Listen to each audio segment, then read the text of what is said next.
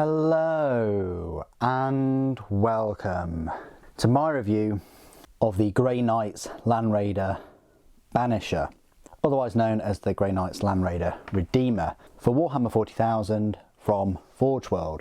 Now the difficulty with this Landraider is that ForgeWorld have recently changed its name to a Grey Knights Landraider Redeemer, when in fact Games Workshop also have a Grey Knights Landraider Redeemer. The one on Games Workshop is £65, this one is £87. The reason why this one is more expensive is because it actually has unique weapons for Grey Knights on it that the Games Workshop Redeemer doesn't. I picked it up before the name change, but in all intents and purposes it should be called a Banisher. I'm not sure why it still has Redeemer on ForgeWorld's site. They need to get back and change that. But the main two differences between them both is that the Landraider Redeemer in the Grey Knights 9th edition Codex is equipped with 2 Flamestorm cannons and twin assault cannons, whereby the Landraider Banisher from ForgeWorld is equipped with 2 heavy incinerators and twin psi cannons.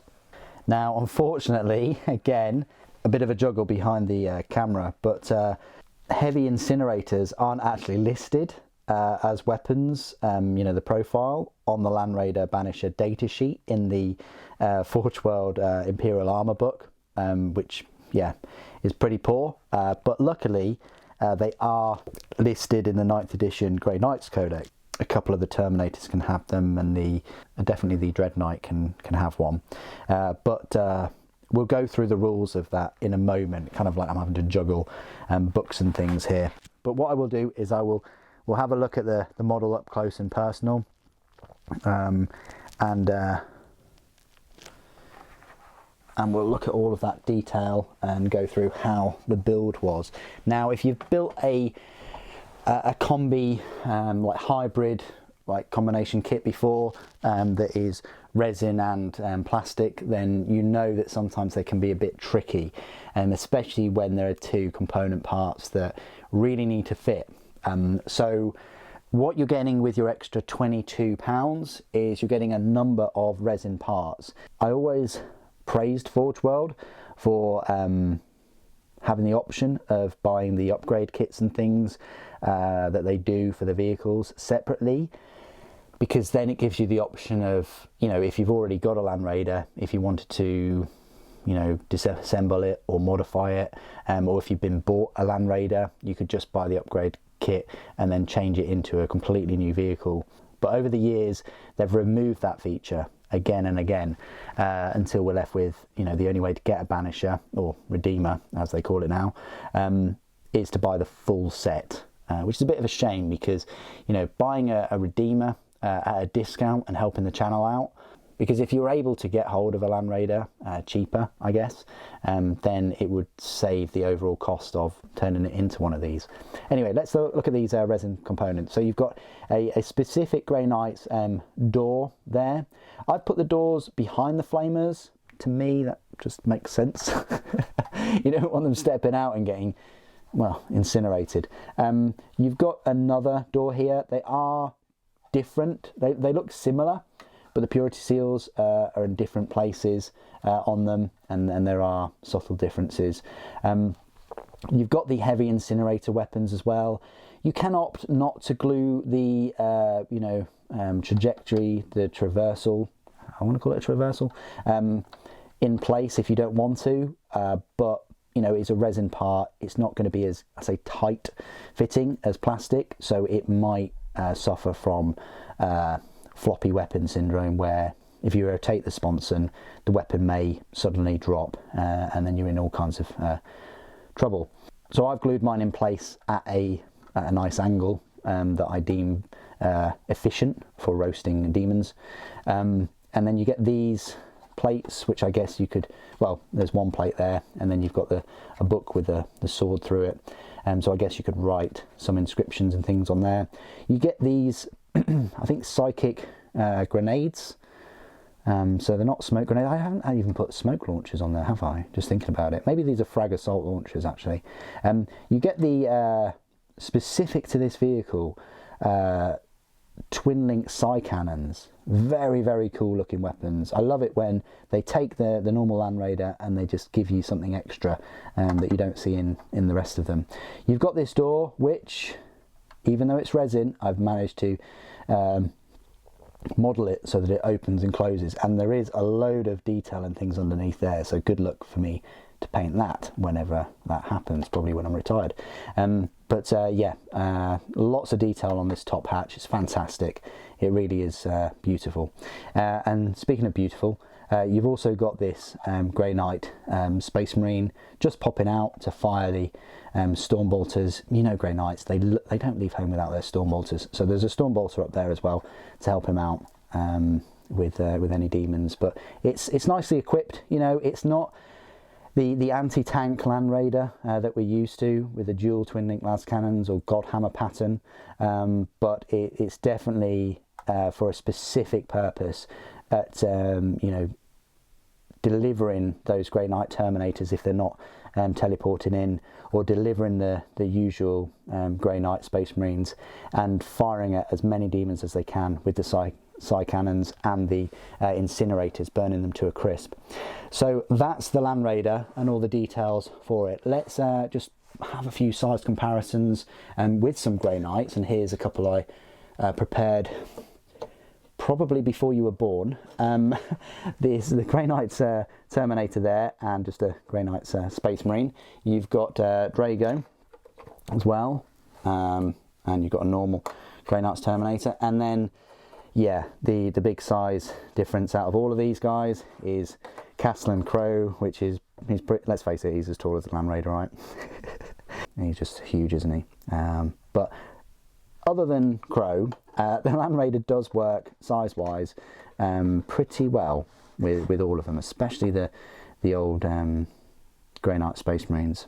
So there you go. That's the size comparisons I wanted to make. If we just do some comparisons with the usual miniatures, like I always do, but you know, this is a normal Landraider at the end of the day. It hasn't changed since, I want to say like 1996 or 97 maybe.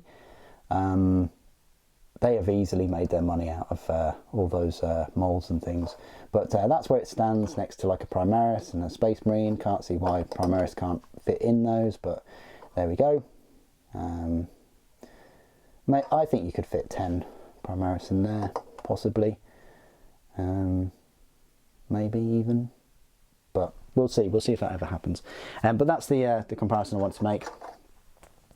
Now, the last thing I need to do is just go through all of the rules, which again, I'll have to juggle between a couple of books to do this. I still think it's worthy to put it on a rotating stand for this part of the review. It barely fits on there. But yeah, let's go through the rules for the Landraider Banisher, as it's called in the Imperial Armour book. It is a heavy support choice for your Grey Knights army, and it's a power points cost of 15 or a points cost of 285. You can give it a multi-melter for an extra 20 points. I don't know why I haven't put a multi-melter, probably because I didn't have one at the time. It doesn't come with it. It just comes with a basic Landraider kit. I don't even think you get the las cannons with it. I'd have to go back and look at my own unboxing video. Anyway, let's go through the stat line then. So as it's a vehicle, it's one of these units whereby the remaining wounds affects its whole stat line. So it starts off with 16 wounds, and while it has 9 or more remaining, its movement speed is 10 inches, its weapon skill is 6+, ballistic skill is 3+, strength 8, toughness 8, 6 attacks, leadership 9, and a save of 2+. Between 5 and 8 wounds, the movement drops to 5 inches, and the ballistic skill drops to 4+, and the attacks drop to D6. Between 1 to 4 wounds, you're quicker stepping out of it and walking, because its movement drops to 3 inches, its ballistic skill is 5+, and it only gets D3 attacks. It's equipped with 2 heavy incinerators and twin side cannon. Now, unfortunately, like I said at the start of the video, the Imperial Armour book does not include the rules for the heavy incinerator, but I will read them right now. So a heavy incinerator is a 12-inch ranged heavy 2d6, strength 6, AP -1, damage 1, and each time an attack is made with this weapon, that attack automatically hits the target. Super. What's the difference between a heavy incinerator and a heavy flamer? Brother, fetch me the flamer, the heavy flamer. Well, it should be fetch me the heavy incinerator, because I can tell you now, the heavy incinerator has an extra D6 shots and it has a better strength at the strength 6. Everything else is the same though. Would have been nice if they gave it a spicy 18-inch range though. Maybe that would be too evil for such a holy vehicle. Anyway, the twin sight cannon is a range of 24 inches. It's a heavy 6 shot, strength 7, AP -1, damage 2. It's all right. You know, comparing it to a heavy bolter, it does get double the amount of shots, but lowers the range, but has a much better strength, and everything else is the same. So there's your trade-off. Do you want less shots at further range, or do you want more shots at a shorter range but a better strength? Maybe the better strength is good for demons with a higher toughness. It's a psi cannon though, and I always thought that psi weapons had their own special rules, such as they cause more damage to psychic beings or demons or something, but maybe I'm overlooking something there. The model can be equipped with 1 hunter killer missile. Model can be equipped with 1 storm bolter, which I've done. Model can be equipped with 1 multi-melter. Again, I don't know why I haven't done that, probably because I don't have one. And the kit does not include it. I thought that this kit would have the Redeemer full Landraider kit in there, but it does not. Abilities: Power of the Machine Spirit, Frag Assault Launchers, Smoke Launchers, Explodes. When this model is destroyed, roll 1d6 before removing it from play. On a 6 it explodes and each unit within 6 inches suffers d6 mortal wounds. Transport. This model has a transport capacity of 12 Grey Knights infantry models. Each Terminator model takes up the space of 2 models. So that's fantastic. You can put Drago and 5 Grey Knight Terminators in there. And what a fun surprise box of death that would be. Keywords: Imperium, Adeptus Astartes, Grey Knights, Vehicle, Landraider, Transport, Landraider Banisher. So there you go. That's my review of the Grey Knights Landraider Banisher. For some reason on ForgeWorld it's called Redeemer at the moment, but it is a Banisher. Don't let anyone tell you otherwise. I think it's a really nice take on the old Landraider model.